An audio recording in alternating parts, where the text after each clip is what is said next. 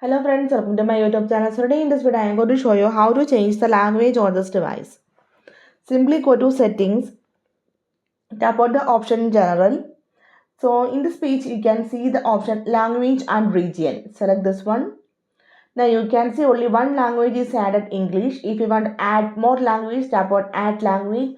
So according to your choice you can select the language. So here I am going to select the language Hindi. You can say use Hindi, use English, India. So here I am going to show you, I am going to add Hindi, but I am going to use English.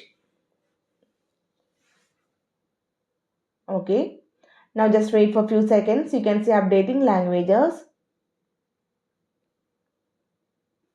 Now you can see two languages is here, English, Hindi. So if you want to change the language, now I am going to select the option Hindi. For this, tap on the three lines and swipe up. Tap on. You can see applying this settings will restart your iPhone. Tap on continue. Now after restart your device, you can see the language will change to Hindi. You can see our phone is restarting. Yeah, you can see the language is changed. So simply in this way we can change the language on this device. So hope you guys enjoy this video. Thank you for watching. Thank you. Bye bye.